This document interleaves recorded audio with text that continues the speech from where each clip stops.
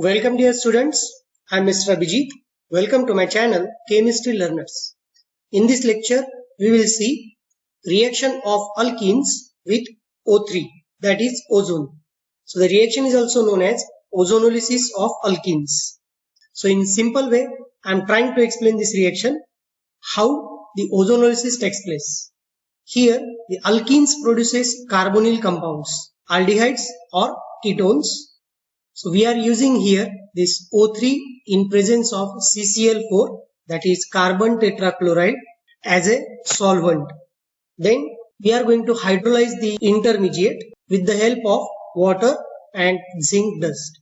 So the resultant product is nothing but the carbonyl compounds.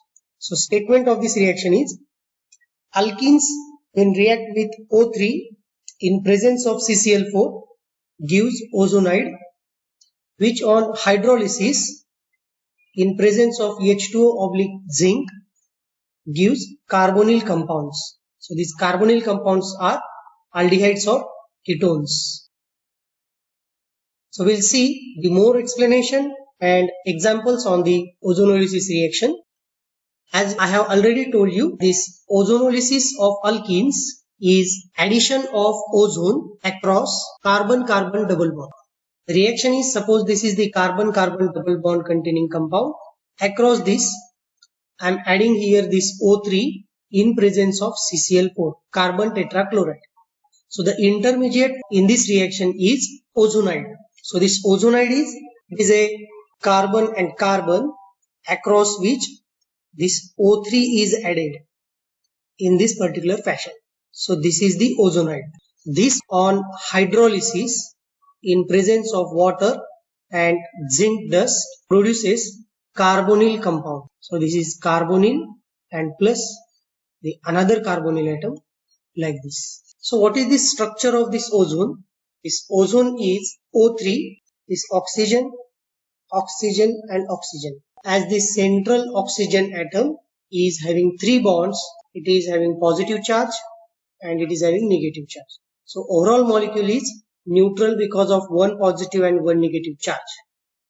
So this ozone is added across this carbon-carbon double bond to form this ozonide, which on hydrolysis produces the carbonyl compounds. If you see, the bonds which are going to break here are like this. So this is the bonding that is going to break, and these are also the bonds which are going to break. So simply you have to make a Y between these 2 carbon atoms across this oxygen. So we'll get the compound of these 2 carbonyl atoms, aldehydes or ketones. So we'll see the examples on this reaction. Suppose there is a CH2 double bond CH2, this is a ethene. This ethene on reaction with O3 in presence of water and zinc dust. So this is one of the fashion of writing this reaction. The product of this reaction is HC double bond OH. There are 2 products because this alkene is a symmetrical. That's why whatever the products are formed, they are same. Okay, so this compound is nothing but the formaldehyde. Okay, so how this product is formed? Directly I have written this product. So what is the trick behind the formation of product? So we'll see the trick of this reaction and then we will see further examples. So the trick of this reaction is the alkenes in which the carbon-carbon double bond is there. Therefore, you have to divide these 2 carbon atoms containing a double bond, and across these 2 carbon atoms you have to add the oxygen atom. Atoms or group of atoms, they are attached here, they are as it is. Suppose here to this carbon atom there is a X and Y, so they are as it is.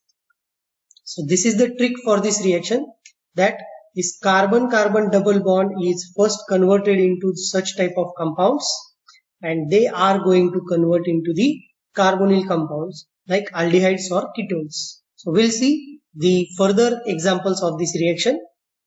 So see here, similarly I have formed this product, that is formaldehyde, with the help of the trick. Just I have divided these 2 carbon atoms which are doubly bonded, and across this I have added the oxygen atom. If you see the next example, CH3 CH double bond CH2, this on ozonolysis in presence of CCl4, and this is the first step. Suppose the second step, that is zinc dust. Okay, so the product is directly you are able to write the product now. So here you have to divide these two carbon-carbon double bonds, and across them you have to give the oxygen atom to each of the carbon. So here it is CH2 and O. So this product you can also write like this, C double bond O, H and H. Okay, and you can write this product like this, CH3 C double bond O H, like this. This is a aldehyde group, CH3 C double bond O H, and another one is HC double bond O H. So this is acetaldehyde and this is formaldehyde. Understand? We'll see the next example.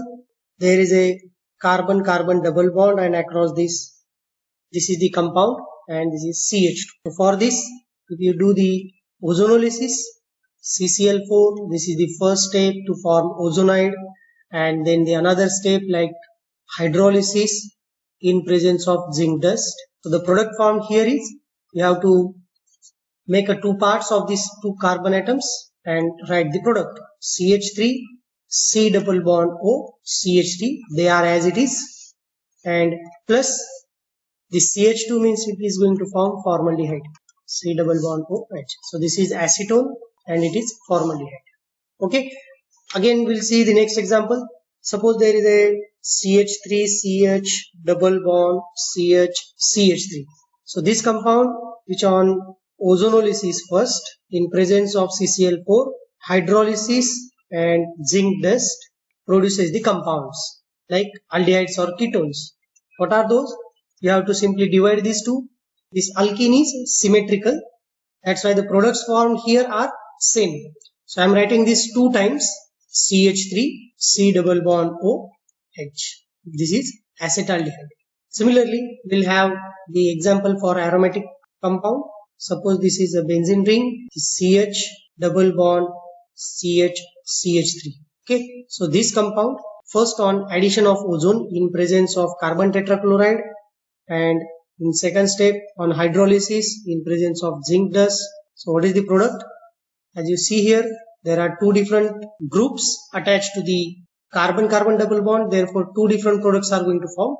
So here this benzene ring as it is, so just you have to add the oxygen across this, therefore this carbon and oxygen and hydrogen is as it is. This hydrogen is here.